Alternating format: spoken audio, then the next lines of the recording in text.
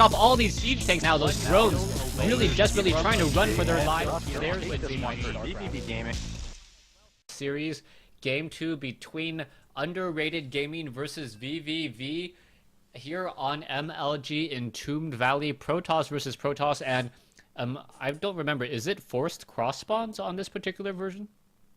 I believe it is forced cross spawns. I think I had to Google it last time, and I've since forgotten since it's been a few weeks. But yeah, like you said, oh, nope, there you go. So all spawns here possible on this MLG Entombed Valley, and looks like we've got the VVV player Hasu, winner of Game 1, spawning as the green Protoss in the southeast corner, and we've got Frost or Frosticles, as is his name is there, for Underrated Gaming, spawning as the blue Protoss in the northeast corner. So Underrated Gaming down 1-0. They need to come back and even this thing up. Alright, so yes, it is going to be Frost versus Hasu, green versus blue. Frost apparently doing a shout out to the boys. I don't know who the boys are, but I'm a boy, you're a boy, so thank you, Frost. As the game does get underway, let's keep the production tab open and really see when these players start to differ in terms of their builds. Right now, Frost does have a slight probe advantage. It looks like the pylons will be completed near simultaneously, and now both players also chrono boosting out. So if it is the same build, then they are currently neck and neck. It's interesting, neither player scouting after that pylon. Typically in PvP, we see the scout come after the gateway, or it looks like even a little bit later sometimes. But on a 4-player map, it's going to be good to scout at a certain point to be able to see what your opponent's doing. If they're doing some sort of cheese in the center of the map, you need to know that. If they're going for heavy gas play, you have to be able to prepare and scout it a little bit later to see what they're going for tech-wise. Looks like Frost has sent out his scout. He's going to guess correctly and scout Hasu right away. Hasu has yet to send out a scout though, so he's going to have no idea where Frost is unless he knows the timing of scouts coming from different directions. He could try to guess where an opponent's coming from, but we'll see if he puts that connection together a little bit and knows that Frost is at a close position. Yeah, well, we'll see how this is all going to work out. Hasu may believe or may think that this is forced cross spawn, so that's why he hasn't really scouted out yet. True. And if he does think it's forced cross spawns, he's going to be in for a really rude awakening as he reveals to his opponent that he is going for a second assimilator already. So it is going to be a 2-gas opening coming in from Hasu. Meanwhile, Frosticles has not established his second assimilator as of yet, so he will have a little bit more minerals, but at what cost? Nope. There it is. There's that follow-up. And Frost also has a slight supply advantage at 21 compared to 20. Yeah, and it'd be interesting to see how the chrono boost is used for both players. Already we see one chrono boost coming out from each player on the cybernetic score.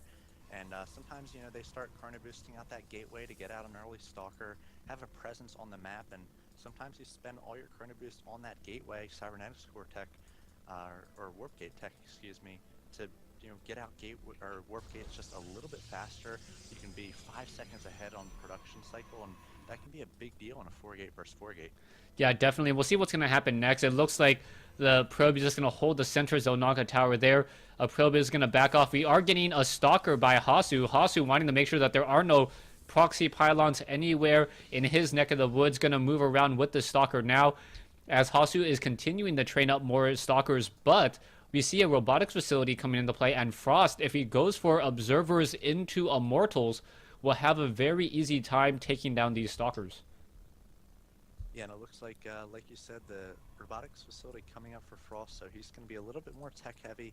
He's going to be trying to stay safe here with the sentry on the high ground, so we will have you know, that energy banked on the sentry. He's going to have a force field, probably 2 by the time the Hasu gets over here. Hasu doing a nice job. He's going to be scouting here. He's going to see that sentry, and that's a pretty big tell. If your opponent's going for 4-gate pressure or early pressure, oftentimes you don't see a sentry there, but the sentry means tech, means defensive play, and now Hasu has an expansion going down. He knows that his opponent is teching after that scout, and an expansion going out for Frost as well, so pretty mirror in this mirror matchup so far. Yeah, I really like how Hasu just gleaned so much information from seeing that one sentry. Hasu Knowing in a Protoss versus Protoss mirror match, he has 2 sentries of his own, so perhaps he guessed it, and now with his Nexus up just slightly faster, he'll be able to transfer off probes and perhaps get a slight economic boost as well. Hasu, you gotta remember, didn't scout nearly as early, and because he didn't, he should have a little bit more minerals, and we'll see if it really translates into anything, as Hasu's probes currently getting harassed at the Xel'Naga Tower. Yeah, so one of the big differences here is Frost went for that robotics facility right away, so he's going to have an observer in the base of Hasu in about 30, 20, about 15 seconds here. The observer making its way across, now seeing the natural.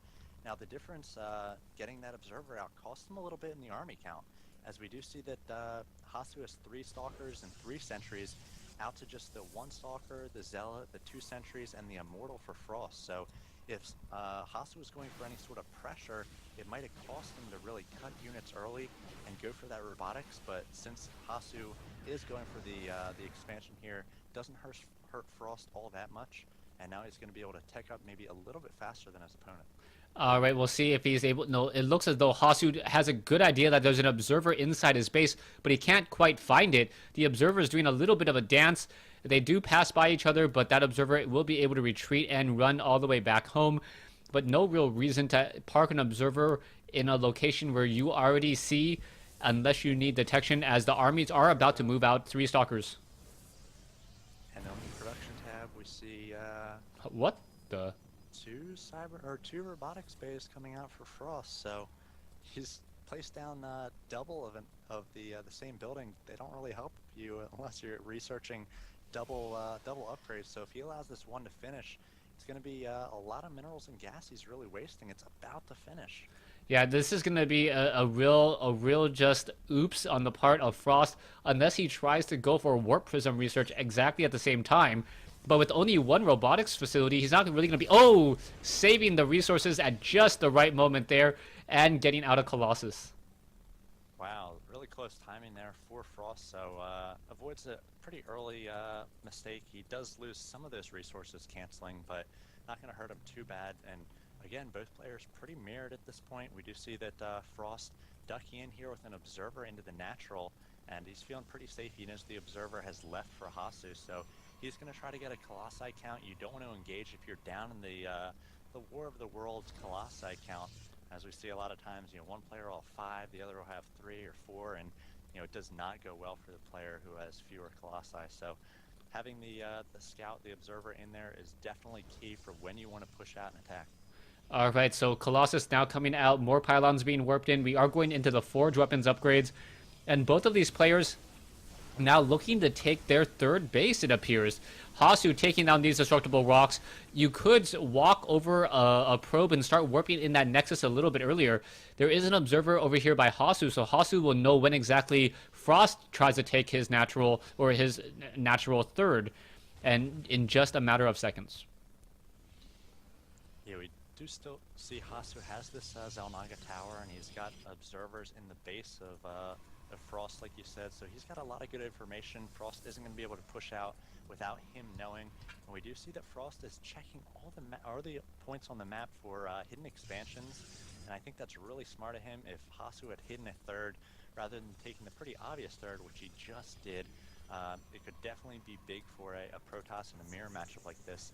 If you're able to squeak out a little bit more economy, 1 extra base is just huge. Yeah, we'll see what's going to happen now. Frost is getting up some additional gateways, just got him into warp gate tech.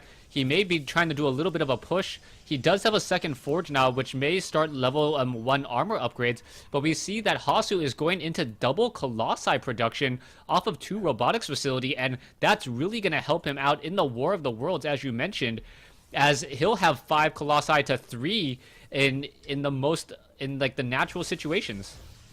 Yeah, that is so huge. If your opponent doesn't counter with double Colossi production of his own, or if he doesn't use that gas that you're using on double Colossi to get up, upgrades or Archons or something that gives him the edge, it can be pretty big once you do decide to go for that double robotics. And the fact that this 3rd base is about to finish for Hasu is actually really going to give him the opportunity to pump double Colossi without cutting too much else. You can still get some Stalkers, still get some Zealots out. So we'll see when these 2 players choose to engage Right now, they're just using their observers to glean as much information as possible. Frost is pushing out to the center with his, looks like 2 Colossi to the 5 of Hasu, so he wants no piece of this right now. All right, we'll see what's going to happen now. Did Frost actually count the Colossi is the key question. 5 Colossi, very, very scary. A Void Rays would be a natural choice, though, as Hasu doesn't have that many Stalkers, but he can instantly train up a fair number of them in order to shoot them down. And that's going to be the key question, as I think, are Void Rays the natural counter to Colossi? Yeah, I think you just pump up the Stalkers a little bit. You get Blink, and you can Blink in there and start focusing them down with splash damage. Going Void Rays, it takes a while to get up enough of them to do damage, and they have to get pretty close to the Colossi. Once you have extended Thermal Lance, they can stay in the back, so I'm not sure we'll see that tech switch coming from either player. Actually, you might be right, as the Stargate coming in for Frost, so we'll see if he does decide to go for Void Rays if they pay off. Yeah, Void Rays do deal additional damage to Massive, so the damage actually goes into almost 60 to 70 per second. If I'm remembering all of my calculations correctly, on a fully charged Void Ray. And the Void Ray also has the benefit of being able to attack while moving. So that's going to help, as we are now going into the Gravitic boosters. And normally when I cast a Protoss versus Protoss mirror match, I think 4-gate variations, I think a lot of early aggressions, but this is all about, okay, I'm going to let you get up to 200, 200, you'll let me get up to 200, 200, and then we'll have this monstrous, glorious battle on the battlefield right now. As I don't think anyone has lost, no one's lost over 1,000 resources. And the only reason why Frost really lost a lot was because he had to cancel a robotics bay and lose 50 minerals, 50 gas. So there's going to be 10 gateways finishing up for Hasu in just a moment to just the 5 of Frost. So if these guys do engage, they've got pretty healthy economies at this point, 72 to 67 harvesters. So healthy saturation on 3 bases. Oh, here's a fleet beacon coming down from Frost. So not going to be going for Void Rays, instead going either carriers or Mothership. We'll see what comes out from him. But like I was saying, the added gateways for Hasu really going to help him recharge after a big battle. And I see PvPs all the time. If you do not add gateways, if you do not scale up your production to match your economy, you can fall behind very quickly after a big battle. Yeah, the only really bad situation for Hasu right now is that he is behind in terms of armor. He's just now finishing, or he's just now starting level 1, while his opponent is finishing level 2. So if there is an engagement, it will be 2-0 versus 2-2 units right now. So Hasu needs to try to delay this, but he will be able to replenish his units much more quickly. As you mentioned, he has the additional warp gates, and he's also taking up his 4th base over here at the center 6 o'clock location, which should definitely help him out. But, you know, they're at the food cap. One more pylon should be it. And now with a Mothership coming in, what was that? Frost accidentally attacked one of his own Colossi and got it down to 51 hit points. Oh, wow. Could be a big mistake there if that goes down early in the next battle. If we check out the Colossi count, it is 7-7. So Hasu got out the double robotics, but then he sort of let up on his Colossi production. Instead, going for a lot of Zealots here. They do have charge, as well as some Archons. So it's going to be busting down shields. And with this army composition, he really wants an open engagement. A really huge battle in the center of the map, for instance, where those Archons and Zealots can just get a big surround, sort of like Zerglings. And if he attacks up a ramp or into this Mothership, it's going to be really tough for him. Yeah, we'll see what's going to happen. Hasu has 1 observer and 1 observer only in this army group, and that's going to be really, really deadly. As Zealots are now running into the mineral line at the 3rd base, an engagement at the front. There is a Colossi trying to chase. The Mothership is a little bit slow, but the Zealots have dealt a lot of damage already. 10 workers killed, and now going into the gas line. If he can take down these pylons or perhaps some of these production buildings, this may be enough damage, as we are now going to get into a little bit of a flank. The Zealots are charging straight into the extended thermal lance range, and really Hasu is kiting this entire army and doing a great job making sure the Mothership is too far behind to really do anything. Yeah, it's going to be all Colossi left in this army by the time these two really do fight it out, and so many banked resources for both players, but Hasu's got the huge advantage. The Mothership being caught out of position here, and now all these Colossi will be uncloaked, and now a great spread from Hasu. All the Frostical Colossi are clumped together, taking a lot of AoE damage, and the game, I think, is over right here, Crota. Yeah, right there, we still see 6 Colossi standing tall for Hasu. Colossi are coming over to reinforce. Zealots now making their way. Hasu can pretty much attack, move. No, what is he doing? He's actually losing a lot more than he needs to. He needs to regroup all of his units together and perhaps take down a lot of these probes. These probes are all just going to get sliced and diced. Zealots are getting taken out. The Colossi are going to do a little bit of that stutter step. If they can walk down the ramp, that will be enough as the Colossi of Frost trying to finish off the last lone Colossus of Hasu, as Zealots are now going to look to start to engage as well, but the Colossus giving in a lot of splash damage. Yeah, just too many reinforcements going to come here from Hasu. He's going to try to protect that one Colossi that does have 9 kills, and if you've got Zealots on one side and Zealots and Colossi on the other, the Colossi side is going to win every time.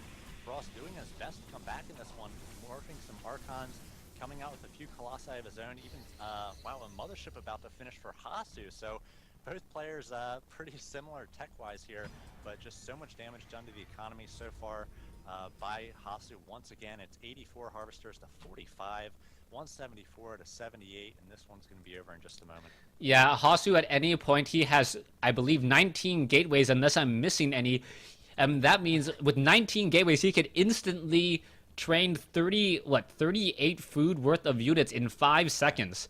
And I don't care. Hasu gets up to 200, he dies. I think it takes longer than 5 seconds to lose 38 food. And we'll see what's going to be happening now as Frost just moving around with his Archons, hoping that his Archons will be enough. His Archons are upgraded 313. We are starting to see shield upgrades, as we are also going into the Gravitic Drive from Hasu. So perhaps Hasu trying to get every robotics facility upgrade, hoping for faster observers and maybe even faster warp prisms just to have them move more quickly. There are a lot of observers out for Hasu right now. He's got 4 of them, so he wants to make sure that he's able to defend against the Mothership. Just 1 observer right now for Frost, so if that's focused down by Hasu, he's not going to be able to get to these cloaked units, and especially with all these ground units, these Colossi and Zealots, as we got another big engagement here. Sort of a bad position for Hasu up this ramp. That's not where he wants to be, but I think he's just going to have too much here, especially as the Mothership does come in, cloaking these units, and now Hasu doing a cleanup job here on the remaining forces of Frost. Frost down to 57 food, doing his best valiantly to stay in this one, but there's the GG. Hasu